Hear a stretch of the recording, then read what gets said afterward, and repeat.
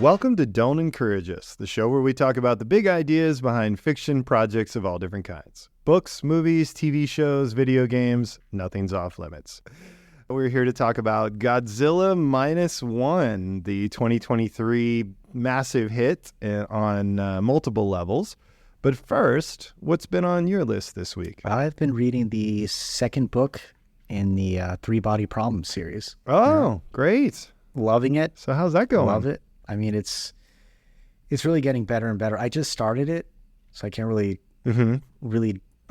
take a deep dive into the plot line or anything. But so far, it's great. I mean, even the way it starts out, tracking an ant along on a tombstone, that's just brilliant. This guy has such a way of writing that's both simplistic, but so deep and philosophical at the same time. So many levels. Yeah, there's so much going on. And it's just brilliant. His writing style is brilliant. Yep. The plot is great. The characters are really well drawn. It's got it all, really. Highly recommend. Yeah. If you haven't started that series. I know you have, but the audience. You think we have an audience? I got to say it just in case. In the case future, one day, right? Yeah, someone finds the time capsule. They're like, "What's this? What are these 8-tracks? Cool. Let's put it in the VCR."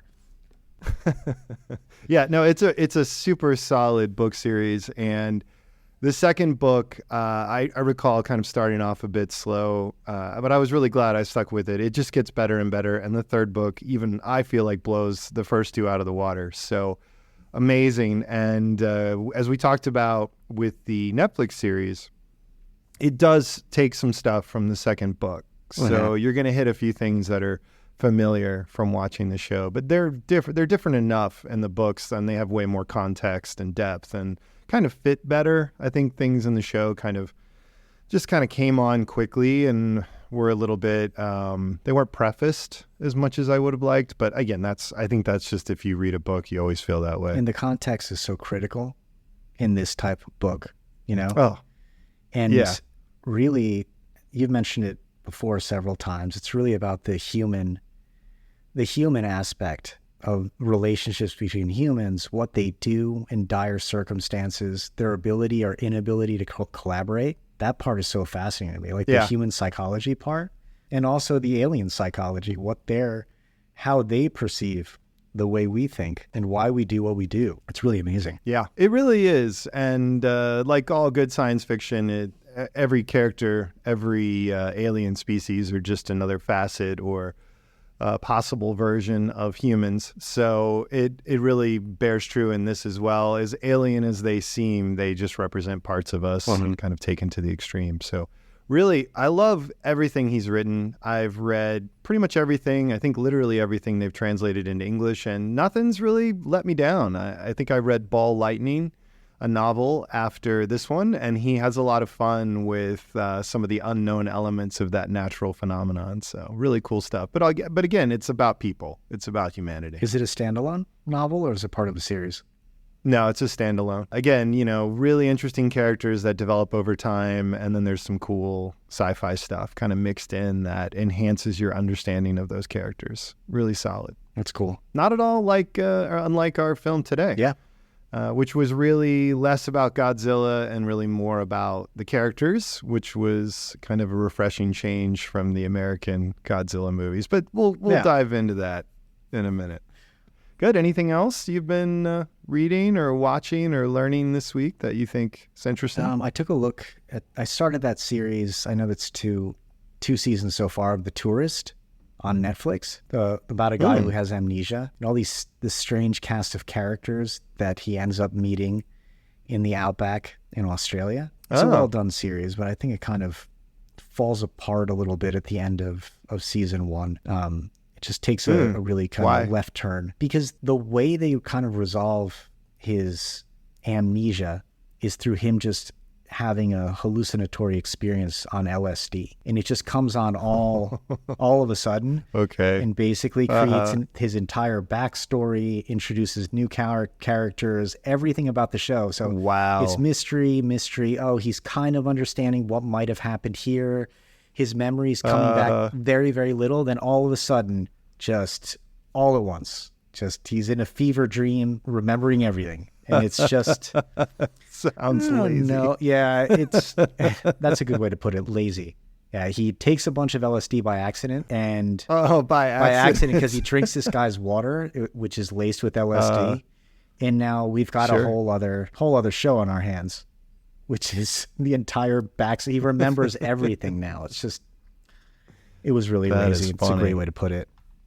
But up until then, I thought it was really well done. He's a great actor. The cast is really great, but I don't know. It's kind of lacking in that respect. Like, they needed something to happen quickly, I guess, because they had like a 6-episode run or something. Like, okay, why don't we make this one huge hallucination that kind of resolves everything that's going on? Okay, we'll do that. It was kind of... Yeah. I wonder if they thought it was a twist. They're like, oh, this is a great twist. I think they did. But in reality, it was just kind of sloppy exposition, rebooting. You know what I thought was going to happen? He was just going to wake up and he was in the hospital and all of it was a dream. It was going to be one of those shows. You know? I was like, we're getting there. This seems kind of close. We're on the edge. Yeah. That's too bad. But, you know, it's hard to write brilliant stuff that everybody loves. Yeah, that's true. How about you? Well, I finally got around to making a playlist on YouTube and on Spotify of all the songs that we've been talking about on the show. So for those of you who are interested in the music that we've discussed, I think I got them all. Put them all on a playlist on both of those networks. So if you're interested, you can check out Encouraged Grooves on YouTube or Spotify. I also added a few songs. I included a new song that I discovered by Laverne, who is a 23-year-old DJ from the Netherlands. So it's Dutch house music. And the song I put on there, I think it's called Sunshine. Great summer song. I just really enjoyed it, and I think people would get into that this time of year. And I also included a Wu-Tang remix, because why not? Why not? It's a summer song. Yeah. Yeah, sure. Why not? So I've been listening to new stuff, and anytime I come across something I really like that I want to promote that maybe not everybody's heard, I will throw it onto that playlist. So if you want to check that out from time to time as a listener or as a co-host, there will be some music there for you to listen to, and that way I don't have to text it to people and say, hey, listen to this new artist or band because they are cool. So a lot of the stuff we've talked about is on there from past episodes. Feel free to bookmark that or check it out. I also finally watched Scarface. You'd never watched it? Have you seen this film? Yeah, many times. I had never seen Scarface. Yeah. And?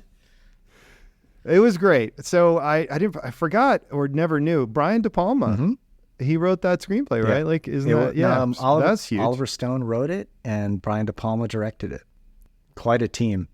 Yes. Absolutely. So I had never realized how many shows and movies reference Scarface. Like, it is truly incredible. Like, I knew some of it because there's a couple classic lines. Like, even if you've never seen Scarface, you can probably quote it, right? Which says a lot about a movie right there. But what I didn't realize is a lot of stuff that I didn't realize was from Scarface is I don't know that you can actually watch TV or go see the movies for a week without running into a Scarface quote. It's incredible. It really is. And the memes that have come out of Scarface, too. There's all kinds of memes that are trending right now that are footage from there. Like the money counting scene. Yeah. It's all over TikTok and Instagram right now as a trend. Oh, that's funny. Yeah. What a performance, huh?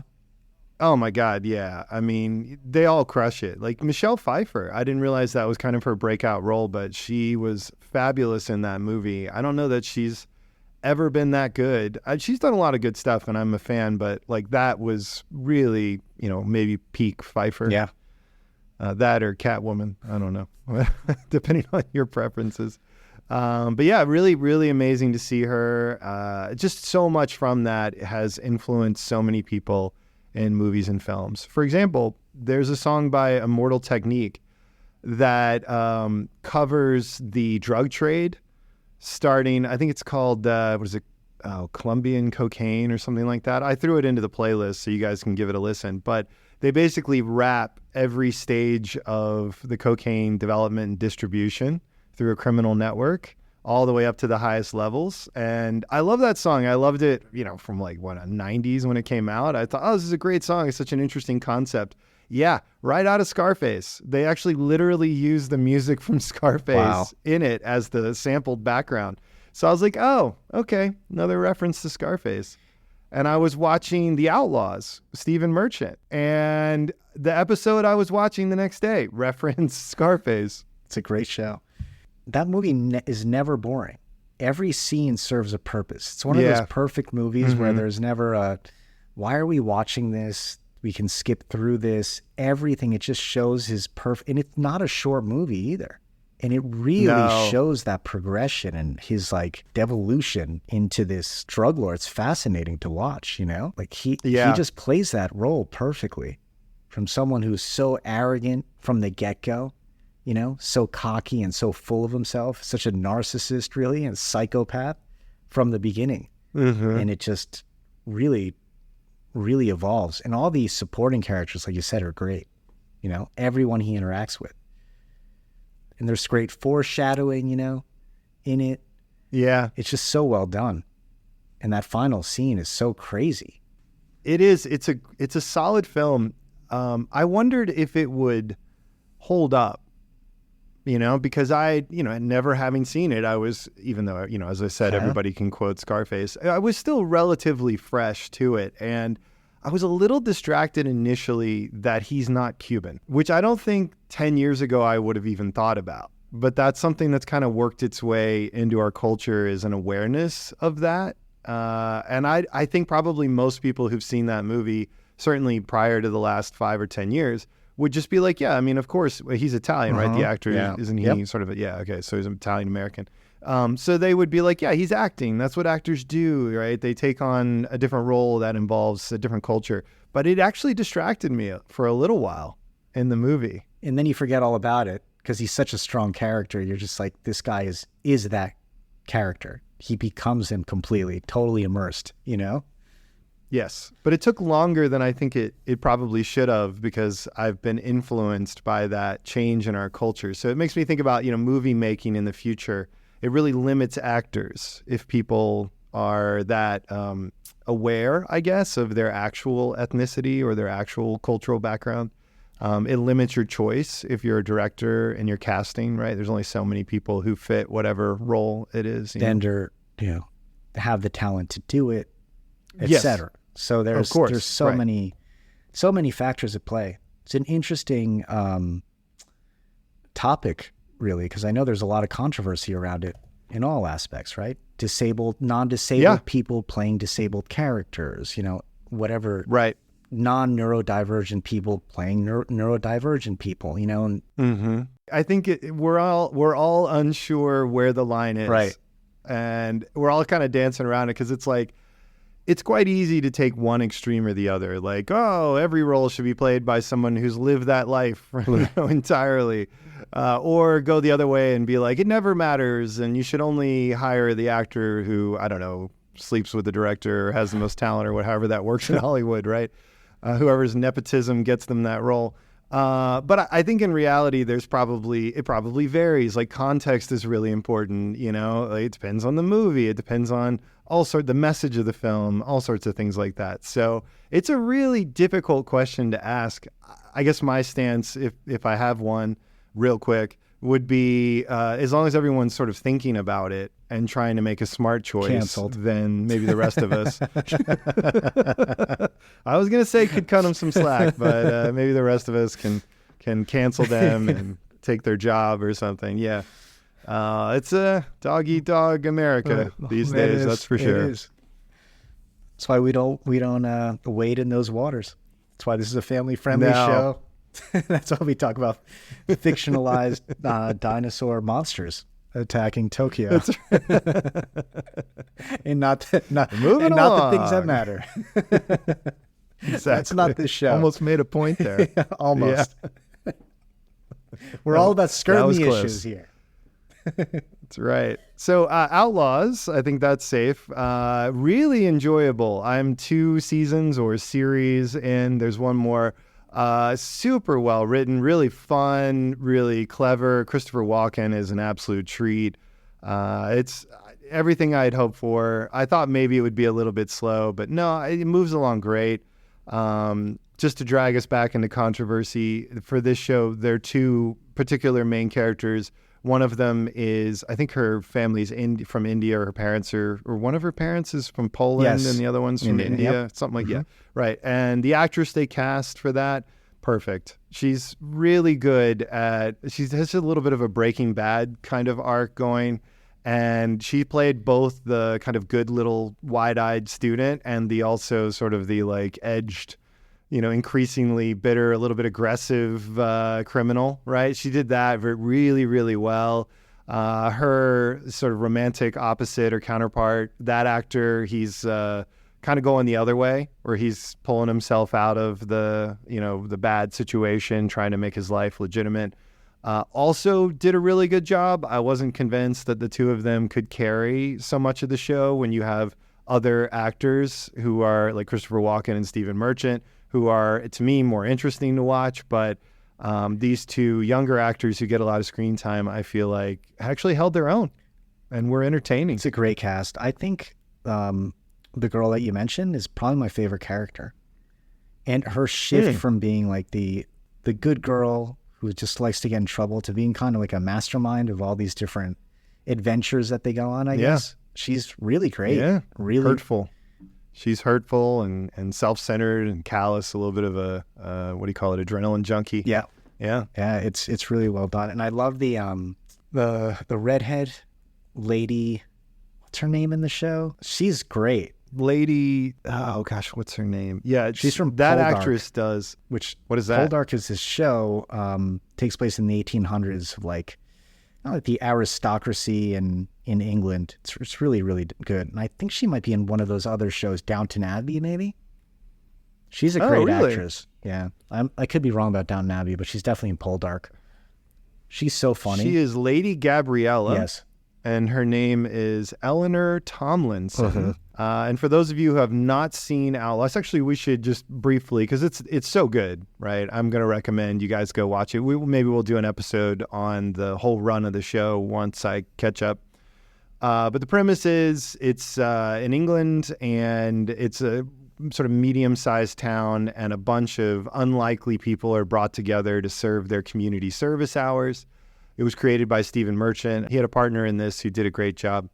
So you learn a little bit about each one of their crimes and how they ended up in community service. And the show works with race and culture and all the kind of issues that, we're not talking about as intelligently as the show does. It does a really good job of having these characters play off each other and making points about how people on opposite ends of the political spectrum might be more similar than they are different, right? A concept that's lost here entirely in America.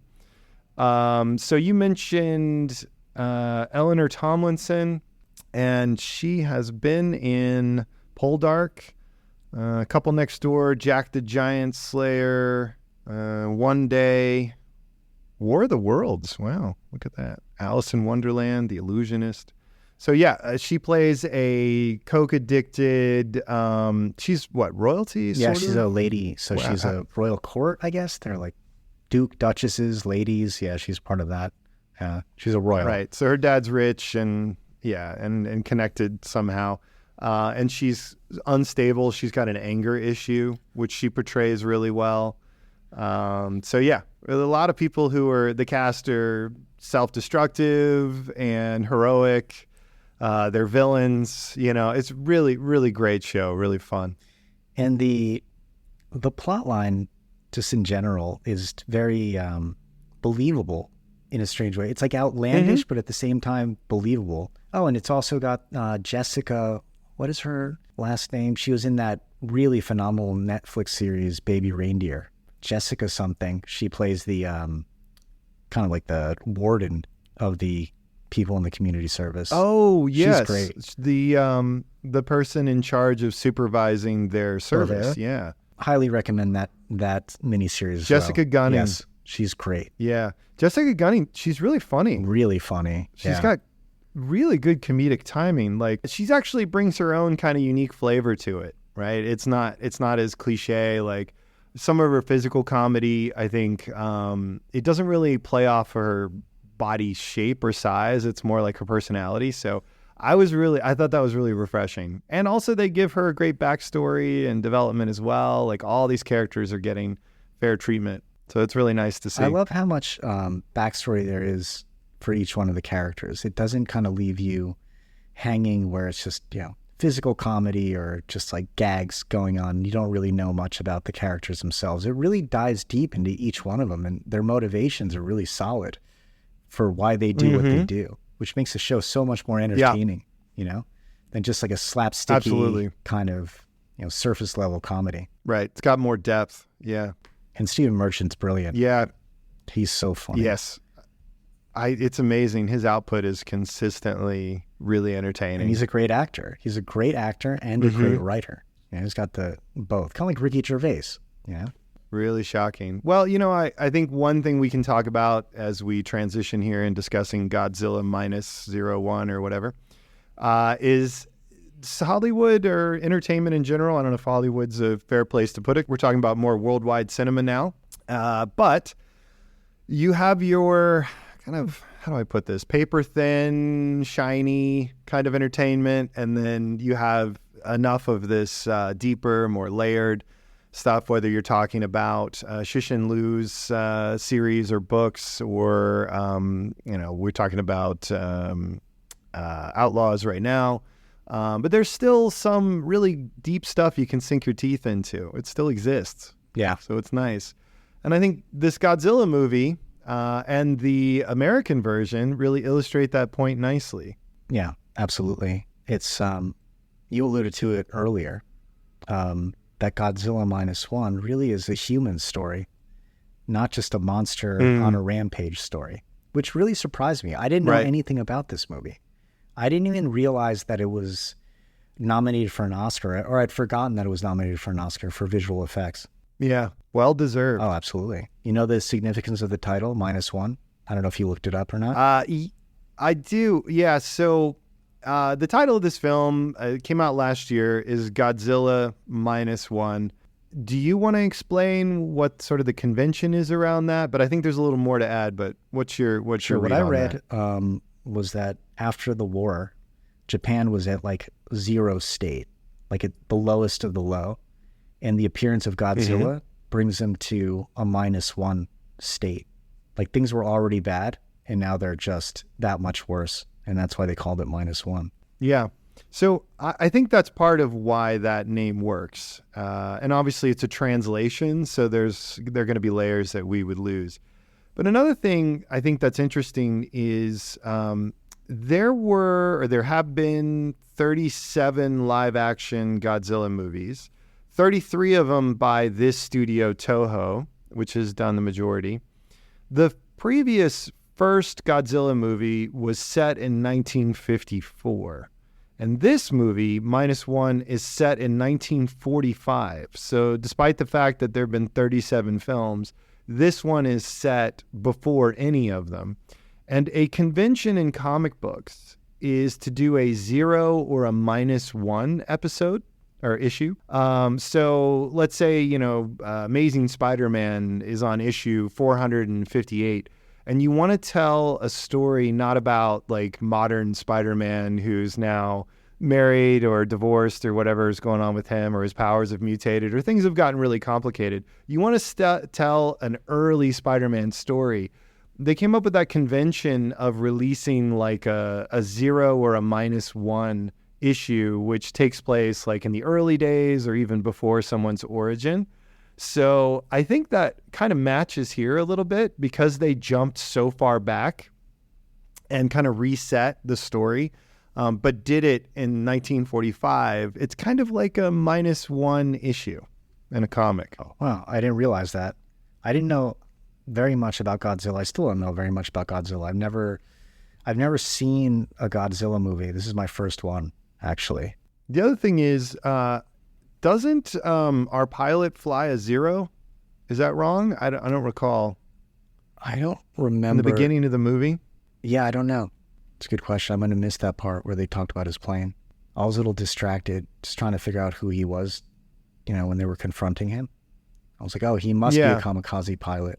But yeah, I missed that part. I think it is a Zero. I think he's flying a Zero, which is interesting, right? Because -1, you know. Anyway, so I think there are a couple added elements to it, and I wonder if they're saying -1 as a way, as part of like rebooting the continuity, kind of like you do in comics, or I guess manga. Yeah. Over there. So anyway, yeah, I really like that. So this was directed by Takashi Yamazaki, who I think has done a lot of special effects work in the past. So he was able to supervise the special effects as well as direct the film, which probably contributed to the budget being $15 million, which is quite small for a big budget, or for not a big budget, for a big summer spectacle or big spectacle monster movie like this.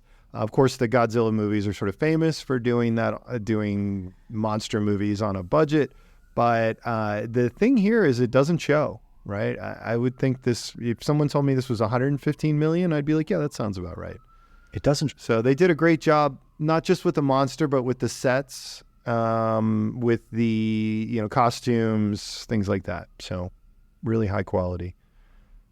So just as a small side note, a lot of films in the last few years have been criticized for not looking great, even though they have huge budgets. Like, for example, there were a couple DC movies like The Flash, a couple Marvel movies like Ant-Man, The Last Ant-Man, Quantumania, where people are like, this looks terrible. Like, what is going on? And I don't mean to single out comic book movies. There's a ton of other films that had huge budgets and don't look great. This film, $15 million, pretty much flawless on the special effects, would you say, or did you? Okay. I didn't notice anything that was less than flawless, really. I was really impressed. When you said 15 million, I was like, did I hear that right? 15? Yeah. 50? 50? Right. What? Especially water, like water vapor and water in general. I mean, it looks completely real. Like all of the scenes, even when he's in Tokyo, it's flawless, really. I don't know how they pulled it off. Yep. But continue with your point. I think I know where you're going, but. Yeah, well, I mean, just to kind of build on what you were saying, there was a scene in, I think it was Godzilla vs. Kong or one of the recent ones, where I believe Godzilla is strapped to an aircraft carrier. And King Kong is strapped to an aircraft carrier and Godzilla decides to attack him, or maybe he's like resting. No, he's strapped on it. So anyway, I would say everything in this movie looks better. Like all the scenes in this movie with the battleships and fighting in the water look as good, if not better, than the scenes in the much higher budget film with the same, one of the same characters in it. So what do you think's going on? How come you get such different results when you're talking about, it's the opposite of what you would expect in terms of budget and impact? They both, I would say, Japan and the U.S. have access to the same technology, right? In terms of level of technology for special effects, I would assume. Presumably, yeah. Based on that, I would just assume that it's pay scale. Things are just a lot cheaper to do in the production side of a Japanese film. Sure. In terms of how much they pay the actors, in terms of the budget. So it would basically, not pay scale, I would say budget allocation. I think you can spend less on the actors and much more on the production side, which is going to elevate the quality of the movie overall, as opposed to a U.S.-based production, which if you throw in a couple big stars, and you're talking a huge take for the stars, plus costs in the U.S. in terms of special effects are much higher. Labor costs in general are much higher. So that's what I would imagine. Yeah. So I think in order to get an equivalent amount of quality out of the production, I think you'd need to really raise the budget on the U.S.-based production that you wouldn't have to do necessarily on a Japanese production, but I could be wrong. But that would be my guess. Yeah, that's interesting. That could be, right? So then the next question, I guess, would be, could a big budget superhero movie tap into that? Could they get their special effects done maybe by this same studio at the Japanese price, so to speak, and get the same quality? Or is there something about being a foreign production company that means price goes up, quality goes down, or something like that? What do you think? It's a really good question. I don't know. I mean, I think with all these U.S.-based productions, you still have to deal with the, big budget director, big budget actors. I think that right there is taking such a chunk out of your production. Plus, you've got all these marketing costs. They may not have spent that much marketing Godzilla Minus One. They might have spent a fraction of that. So again, you're just getting such a flow of money into the production side, into the effects side, that you normally wouldn't get, you know, and the studio may not even approve that. Like, well, what's going to sell the movie are the stars and the director for a US-based production. There may not work that way. I don't know what the pay is for, you know, above the line talent in Japan, but that would be my guess. Could we apply those same concepts?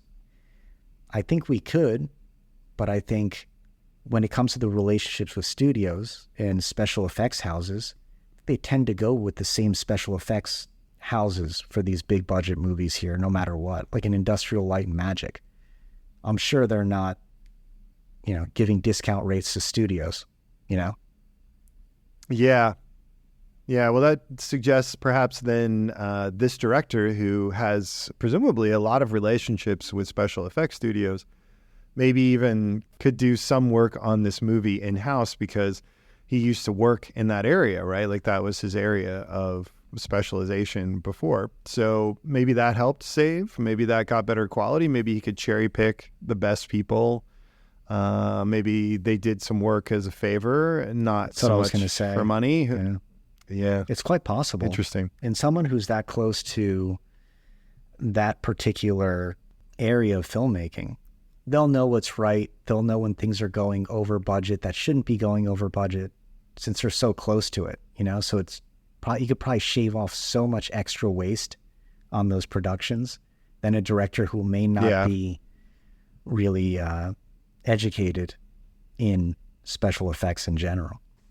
So it might make a huge difference in terms of budget because of the director, like you said.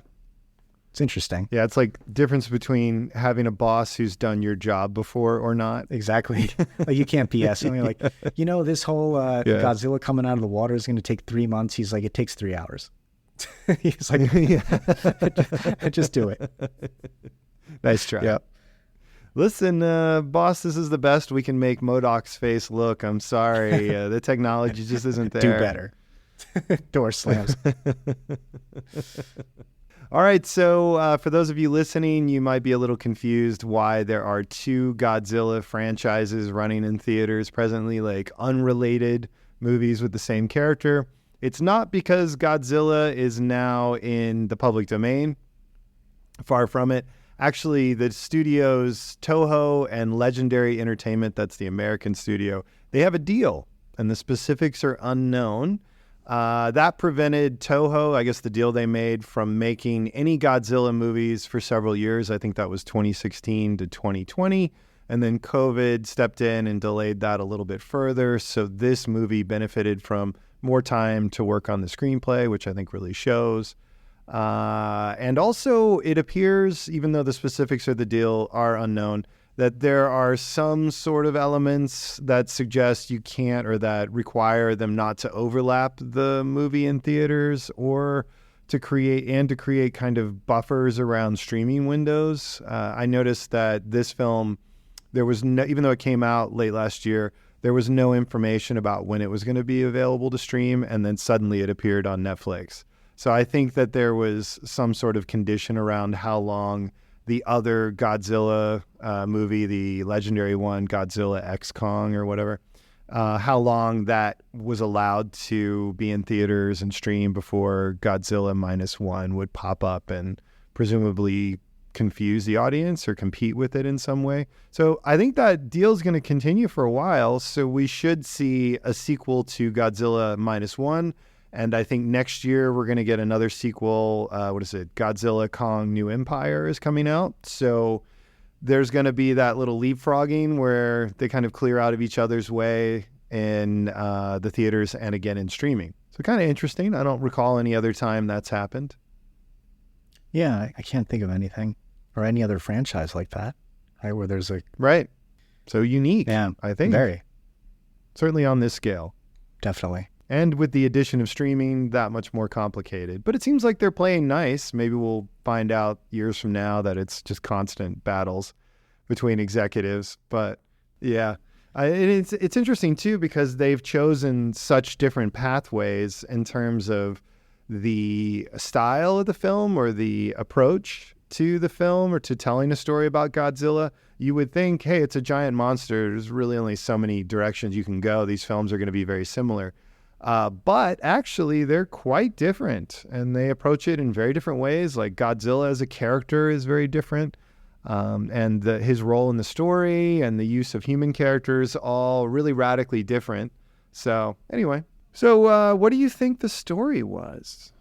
I think the story is really, it's about a kamikaze pilot who's lost his honor and is trying to figure out ways to redeem himself because of a mistake that he made when he first encountered, well, two big mistakes, like where he didn't go through with being a kamikaze pilot, mistake number one, and mistake number two when he first encounters Godzilla and he doesn't fire his weapon, and all his colleagues or the mechanics on the island where he lands, they all end up dying. And then beyond that, it's a story about him trying to find a family and a sense of connection after his family dies. And then ultimately, I think there's the redemption piece at the end around how he's able to really save the day against all odds. But I think it's a really human story more than a monster story. And that's why I don't really mention Godzilla too much. I mean, Godzilla obviously is the critical figure in the movie, but there's so much humanity in this one that, he just becomes a vehicle for that redemption piece with this character. And I think it's also a movie about really Japan winning its honor back after its total destruction of the cities by both the war and also Godzilla. It's like redemption and revenge kind of tied into each other. Yeah. So last year, big film Oppenheimer, which we discussed. Do you think this movie is a sequel to Oppenheimer, where we get to see Oppenheimer's evil plan to finish off Japan? This is part two. This is like on the ground. That's right. In a way, yeah. That's right. You could have some flashes back to Oppenheimer in there, and you'd pretty much have Oppenheimer too, right? Like what happened over there and what happens over here. They line up. Jeez, I didn't think about it that way. Yeah. This is what happens. They could shoot some footage of him watching the monster on TV and being like, well, okay, another consequence of my work. I feel weird about with this. With a monster thrown in. No, I think, I mean, it's a very good question. What is this movie really about? I think it's thematically so profound, which I was very shocked about. I thought I was going to watch a typical monster movie. Monster's going to attack Tokyo or Ginza in Tokyo, and how do we beat the monster? But it's so much more than that, which was such a really great thing to see in a monster movie. I was entertained the entire time. I wasn't bored at all. No, it's great. I think an untapped setting is post-war. If you look at a country or even a region of the world, after a war, I think it's kind of it's a very rich environment to set complicated human dramas. And I think they do a great job with this one. So for those of you who haven't seen it, it's post-World War II. We catch the very end of it in the opening where we first meet our main character and a smaller pre-irradiated Godzillasaurus. And then it moves on post-nuclear testing, I guess. Was that Project Crossroads was a test, yeah. And then we see how our shell-shocked pilot is trying to find a new life and settle in a devastated part of Japan, Tokyo, right? Mm-hmm. It's set in Tokyo, I believe, yeah. So part of the city, I guess most of the city had been bombed. So it was damaged, and he and some other survivors are trying to rebuild, and he's trying to deal with his trauma. So really, that's the story. It's about him. It's about his attempt to come to terms with what he's been through and the decisions he's made. And he's on a somewhat suicidal course at times, and how the community ultimately in the last act come together.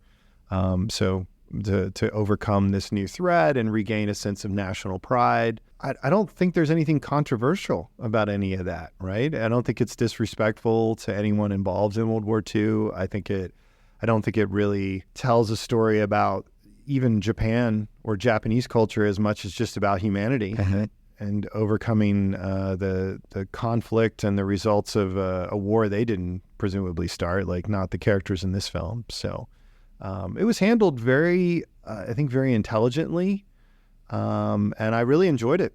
And I think Godzilla is back as being a force of nature, somebody who's he's a character who's not on your side, but also not your specific enemy, just kind of a force of nature. Yep. So really important in the story. And they use him well. He's not in it as much as he's in Godzilla v. Kong or whatever, any of those other movies. But when he's in it, they use him well. So I really enjoyed that. As cliche as it sounds, it's a story about the human spirit, really, coming together against a force of nature, like you said, which was really, really well done.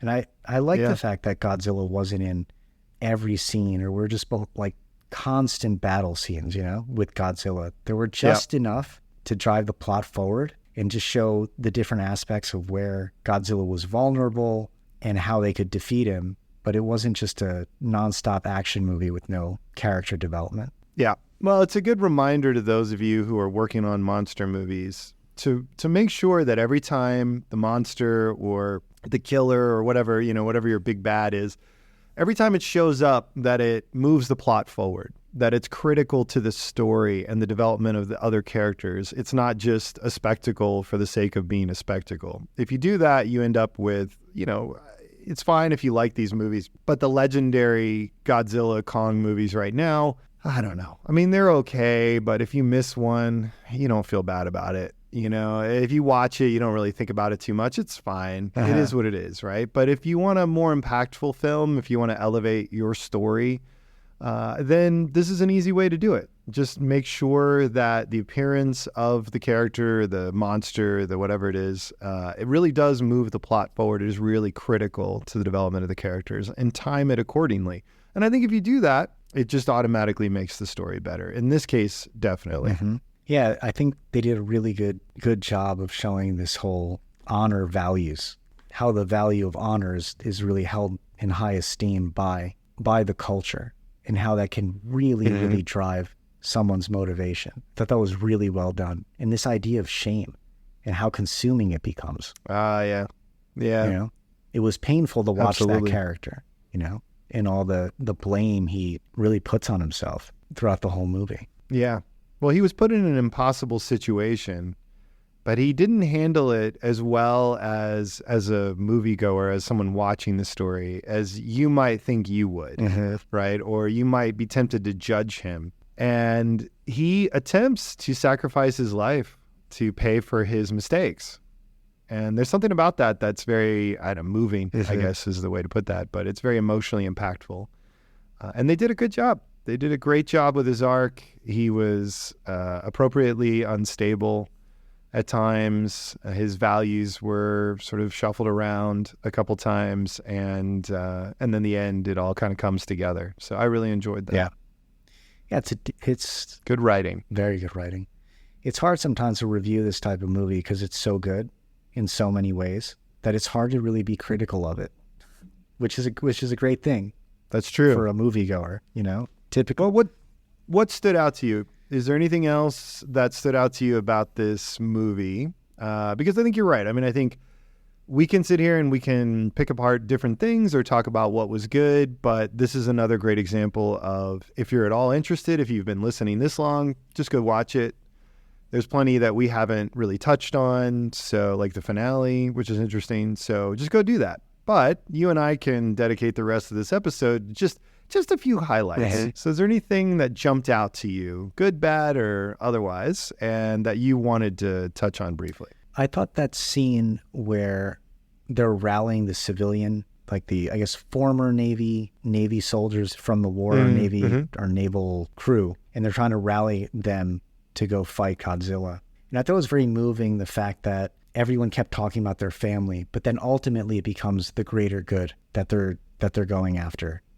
And they, in that speech that the, I guess it was general or captain gave, he's like, we can't make you go. We understand the sacrifice that you're making. Typically in these types of movies, it's like, there is no volunteering. You're just going to go. You know what I mean? Yeah. And that was a very, very kind of poignant way to show like the humanity of each one of those people who had given so much for Japan, and now they're still willing to give that much more. I like that scene a lot. I thought it was very well done. Also, I really thought the scene where Godzilla's kind of rampaging and grabs the train, I thought that was really phenomenal special effects. He's like tearing it apart. It was good drama too. I mean, it looked great, but there was an air of danger. Like when he was rampaging, very often I've seen a lot of Godzilla movies, maybe not 37, but I've seen a lot of them. And typically when he's rampaging, it's kind of neat. It's a little bit like, what was that Roland Emmerich movie where every natural disaster occurred was a day after tomorrow or whatever. Right. So you see a movie like that and, you know, you see people being flung around out of buildings or into the ocean or cruise ships or aircraft carriers being flipped over or whatever. And you're like, wow, that's a real spectacle. But in this film, when Godzilla is rampaging, it feels more visceral because you're more connected to the people who are going through that. And it's easier to imagine yourself like being in a train that's picked up or being thrown around by Godzilla. So I think they did a much better job of bringing the audience into those special effects shots. Yeah.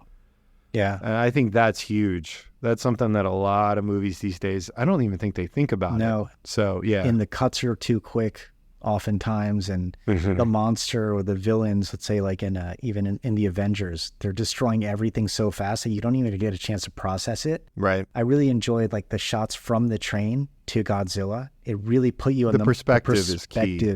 Of the characters and how they would be feeling when you've got this monster just moving along. There's nothing you can do about it. They did a great job of that. On the editing front, there weren't these typical rapid fire cuts that you see in action movies these days, which was very refreshing. You know, the 2-second cut, where you can't process anything. This was really well done, where they would really hold on these shots. Even when the plane's circling Godzilla, for instance, you really get this sense of like being in the moment, you know, as opposed to cutting to the cockpit, back to Godzilla, to his hand, to the ground, to his foot. Wide shot, tight shot, medium shot, like of all these different angles, plus sound effects going. Right. Like, didn't have any of that, which was really great to see, because it really put you in that space and didn't distract you with these rapid fire music video edits. Yeah, absolutely. It's easy to miss, but I think that was a key part of the success of this film. Because I think the original legendary Godzilla movie, they tried to use Godzilla sparingly. They tried to show the point of view of the characters observing him, so you just sort of see parts of him and stuff like that. But I don't think it worked nearly as well. I don't think they understood how to capture an audience member and drag them into the scene. And this film, I think, did that at times, and it was very impactful and really made those rampaging scenes work. And also the finale work a lot better. You know, you can kind of feel the danger and the fragility of all the characters on the scene, even if they're just sort of background characters. I didn't get that at all, you know, from the original legendary Godzilla movie from a few years ago. It just sort of feels like he's this big monster and he's in a digital world, you know. Right. None of the people really feel real, even though I think in that movie they kill Bryan Cranston pretty early. Spoiler alert if you haven't seen that movie from like 7 years ago. But yeah, even then it didn't really raise the stakes or increase your sense of danger for the characters. Not for me. What did you think of that ending? I thought it was a little bit cheesy. I liked it. So for those of you who haven't seen it, our main character, who originally was a kamikaze pilot but faked engine trouble to get out of suicide, now a couple of years, 3 years down the road or whatever, so he's got a second chance. He's going to fly this experimental new plane. His plan is to crash it into Godzilla's mouth and blow it up, which he thinks is the only way to kill Godzilla. So what we find out is the engineer, the mechanic, who was the only other survivor from our first meeting with Godzilla, and who resents our main character for not trying to kill Godzilla when everybody else was being attacked. who sort of hates him and says, it's good you're going to die or kill yourself, actually puts an ejector seat in. And right as our pilot is kamikazing, he is able to eject and kill Godzilla, but not die. I thought that was fine. You tell me, all right? So just personal preference. I think it would have been better if when the mechanic told the pilot, pull this lever and it will activate the bomb that I put in your plane. If he had actually made that activate the bomb and eject the pilot. So our main character didn't know that he wasn't sacrificing himself, that this mechanic who supposedly hated him tricked him into saving his own life. I think that would have been better. Now, maybe there are practical problems with that I'm not aware of. But since he told him, pull this lever right before, this is the very last thing you do before you crash into Godzilla, I think it still works. I think so too. That's really clever. I would have liked to have seen that. With that ending, I didn't like how they telegraphed that he had an ejector seat. Did you catch that? Yes. It was just so obvious. They showed you the seat and all that kind of stuff. Yeah. He just says to him, oh, and I also added, and then they cut. That was right before he took off. Yeah. Pretty obvious that he added an ejector seat because they had talked about the ejector seats earlier, you know? I was like, This is all too formulaic, you know? But yeah, I see what you mean. I think the tricking him would have been, he was so determined to die anyway, but that guy didn't let him, you know? And maybe he was really mad about that. That would have been a really interesting bonus scene if he was just like, he thought he was going to die and he's alive and then he thinks about it. Yeah. And then there's a conversation with someone who helps him realize that his life is worth living. He doesn't have to sacrifice himself. Plus it works. Mm-hmm. And because his girlfriend was alive. Oh yeah. Actually, that would have brought all that together instead of making. So again, for those who haven't seen it, our main character, our pilot, when he comes back to Tokyo and the ruins of it, he runs into a woman who's, I guess, been stealing to survive, and she has a baby, which I hope she didn't steal. And he ends up shacking up with her, and they kind of raise the kid together. But he's so traumatized, and his self-esteem is so destroyed by what happened before that I guess they never really cross that line and become a romantic couple. He just helps raise that child from a sense of duty and take care of her, even though she has feelings for him. And he has feelings for her. And then partway through the movie, when Godzilla is rampaging through Tokyo, she gets an atomic blast to the face, saving him, but she dies, we think. And then at the very end of the film, in sort of a postscript here, she shows up pretty much healed, right? Yeah, I had a little problem with that. The way they show her take that blast, I was like, there's no way anyone's surviving that. She literally flies through the air at 150 miles an hour, 300 miles an hour, gets blown so far away that he can't see her at all. Like she could be on the other side of Japan, but she's got like a broken arm and it looks like a head wound or something, maybe with some little scratch on her eye. Yeah, but I think the implication is she's picked up Godzilla's radiation super healing factor. So she's now like regenerating.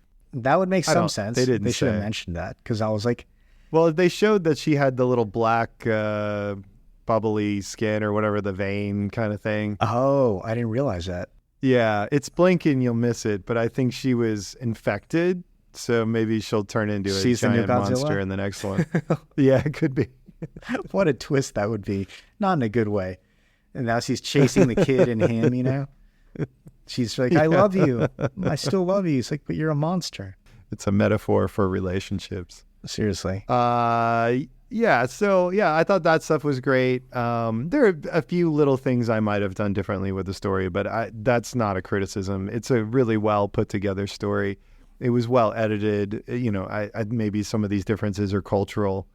So I wouldn't presume to go in and make changes. But yeah, there were a couple things about the ending I might have tweaked. These are such minor things though. Like it's easy to be the Monday morning quarterback and go in like, they shouldn't have done this, but you know, the rest of the movie was so well done, so like so well structured. Absolutely. And I really love those supporting characters too.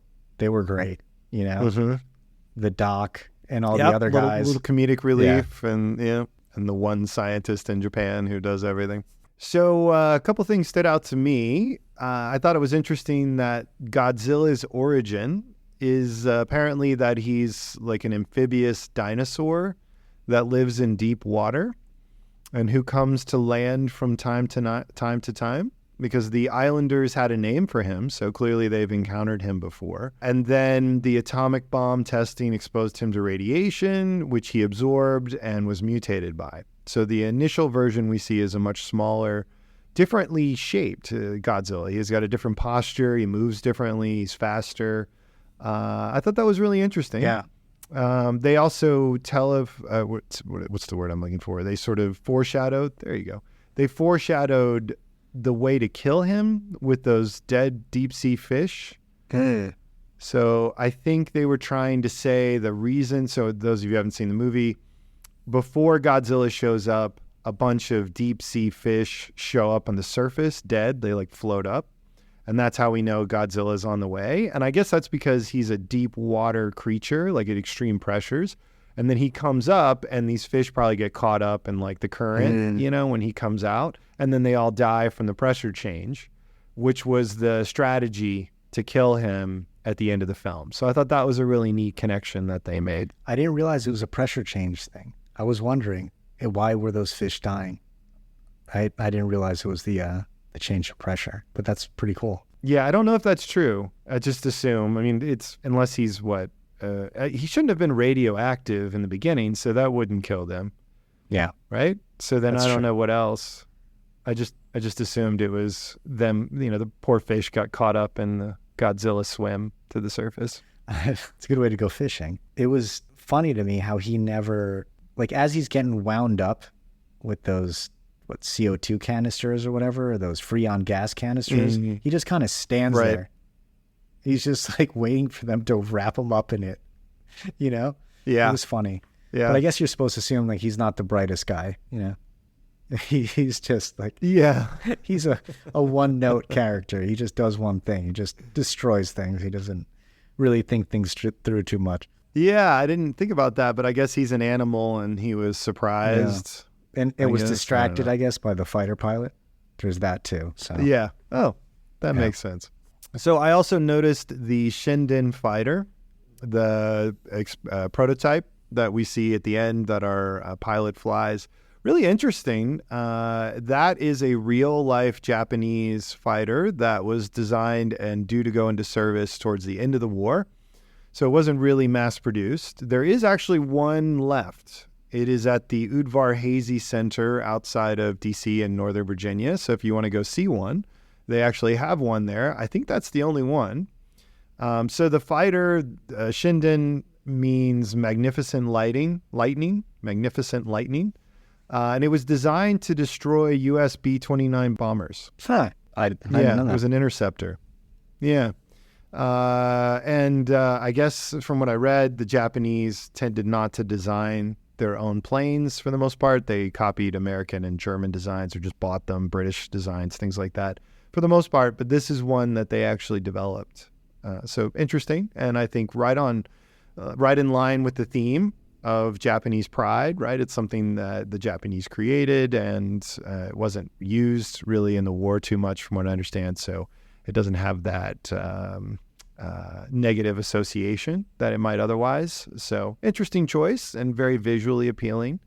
So I think that was a very smart detail that they added.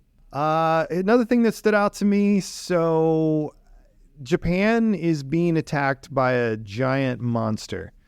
And every other country is busy.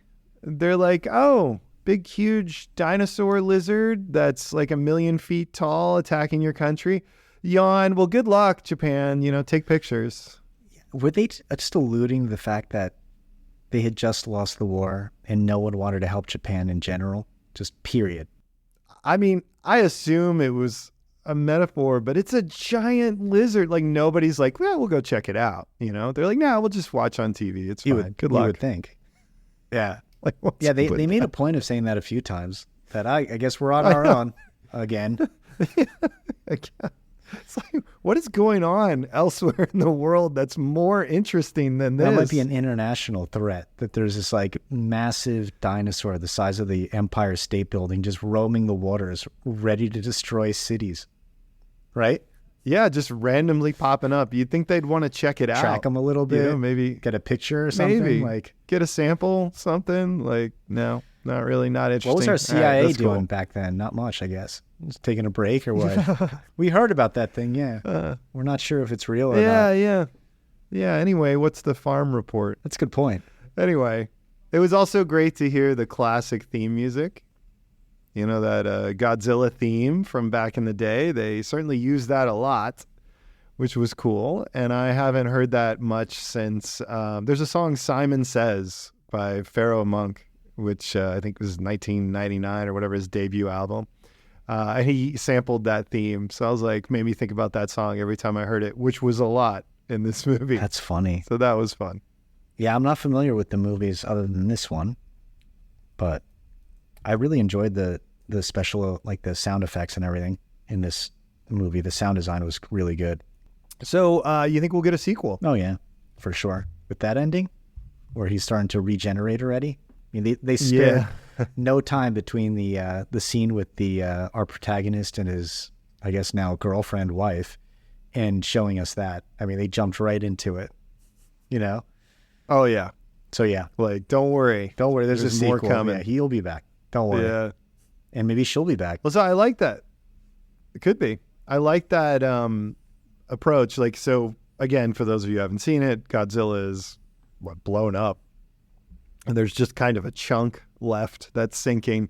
But his super healing factor kicks in, and I guess there's enough tissue there to start regenerating an entire Godzilla. But it's a little bit cheesy, honestly. But I like that it opens the door for a redesign.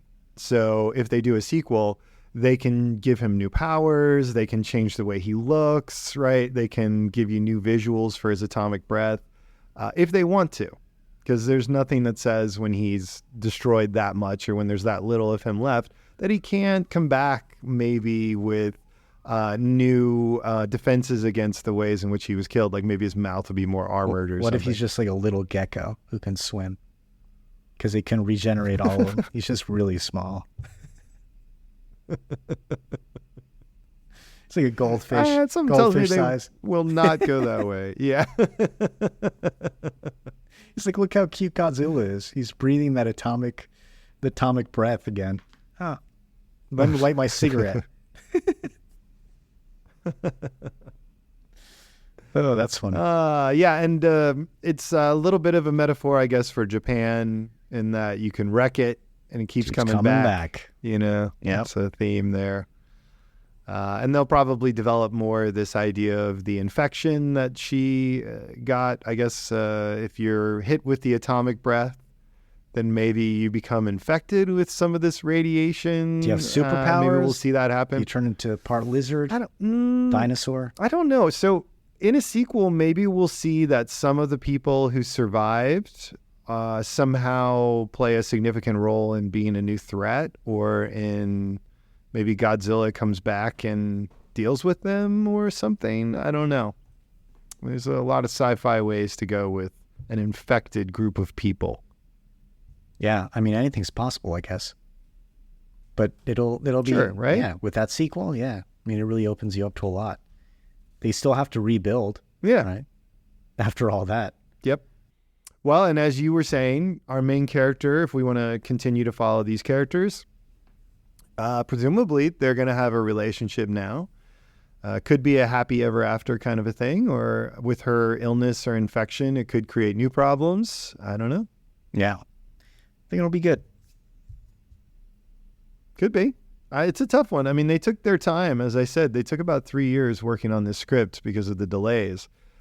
And a good script takes a long time to perfect. You know, it takes a lot of writing it, getting some distance from it, coming back, realizing little bits of it that you like need to go, or the timing's a bit off, or what you're visualizing in your head isn't really accurately represented on the page. Other people come in and they add new details and things that are good. And maybe if you're the writer initially, you hate that, You get all frustrated that somebody suggested you use this particular type of plane. And then you think about it for 6 months or a month and you realize, that is actually better, damn it. Like a great podcast. Just like a great podcast, if such a thing exists. So hopefully they'll take their time on this one. I think it's quality over quantity, especially when you make as much money as they're making on such a low budget. It's really a better strategy to take your time and really perfect it. So maybe we'll get another round of COVID and get some good development time. It'll be for worth everybody. it. Yeah, one can hope. Right? Godzilla plus one, fantastic. Yeah, I guess. Yeah, what's the other one? Is it -2 or is it going to be 0? Like the plot thickens, right? Never know. It could be anything. -100 Celsius.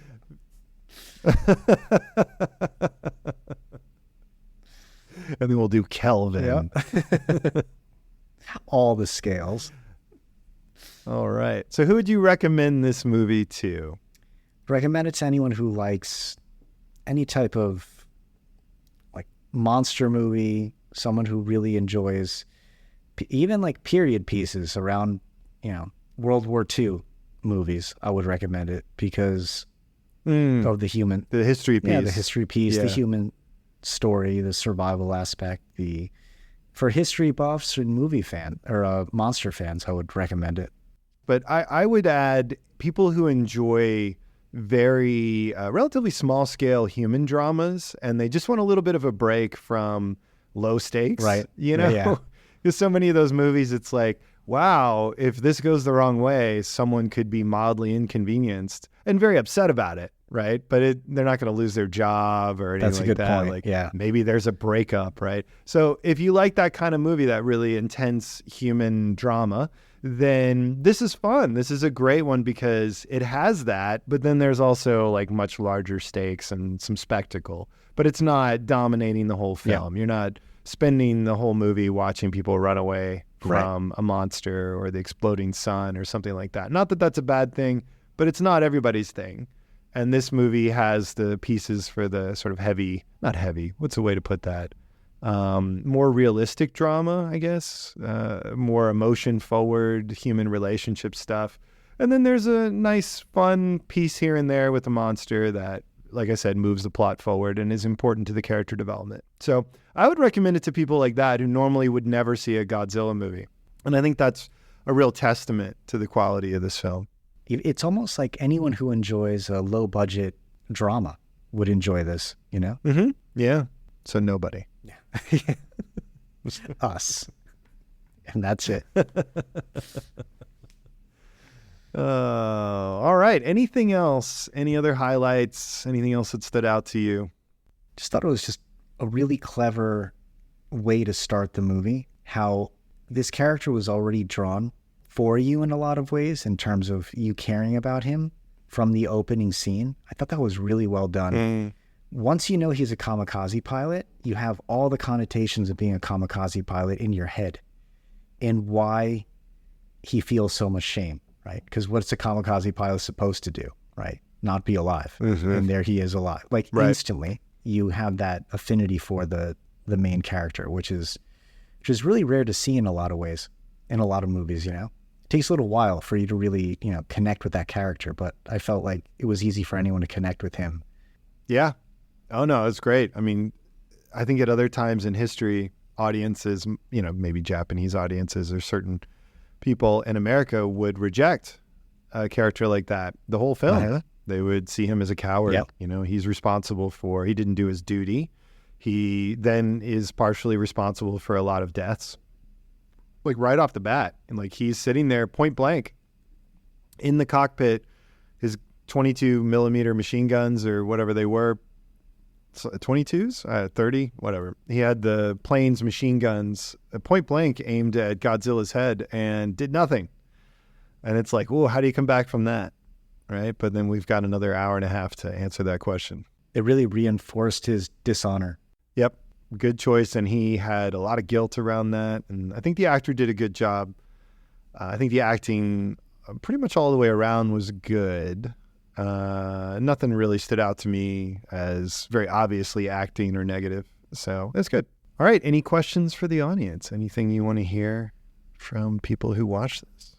Do you think a sequel could be successful if it revolved more around following Godzilla and kind of his point of view? Do you think it could actually work, or does this series have to always be, pretty much 90% human-centered for it to work? Like, is there a new perspective or point of view that this franchise could take that would still work, but maybe involve the monster even more? Okay. Yeah. I think if you use Jaws and the Jaws series as a bit of a template, I think that answers the question. Like, no. Right. You're just going to make it something totally different, and it's going to essentially be the American films. But hey, that doesn't mean it can't be done. That doesn't mean there isn't some brilliant writer out there, even if it's not their job. They're just commuting to their boring accounting office job or something. But in their head, they have a version of this story that could work for sure. So I'd love to hear it. Maybe they could take it in that direction and make it even more poignant and more human, despite the fact that we're following Godzilla's perspective more. Mm-hmm. So yeah, I'm sure it can be done. I'm just not sure it has been done very often. So I'm always curious which version people like. So there have been a lot of different versions of Godzilla over the years, and right now there are two that are kind of actively running, but not too long ago there was a trilogy of animated films on Netflix, which I watched, and I thought they were interesting. It was a lot more heavy sci-fi. It was set in like the distant future and, sort of post-war, I guess, on Earth, and this whole very sci-fi story. But there have been tons and tons of versions, and Toho, as I said, does tend to reboot or partially reboot the continuity, and Godzilla, like his nature and, his powers and all that kind of stuff. So I'm always curious which version people like and why. I think for super fans, they probably have strong opinions, and for your average moviegoer, they've maybe seen this movie and the legendary films presently. Maybe some people prefer the legendary films. I could see that. There's a certain perspective there, which I'd love to hear from the audience. All right, so as always, thank you to the people who made Godzilla Minus One, and personally, I hope they are hard at work on Godzilla Plus One, maybe? So. Plus 100. I don't know.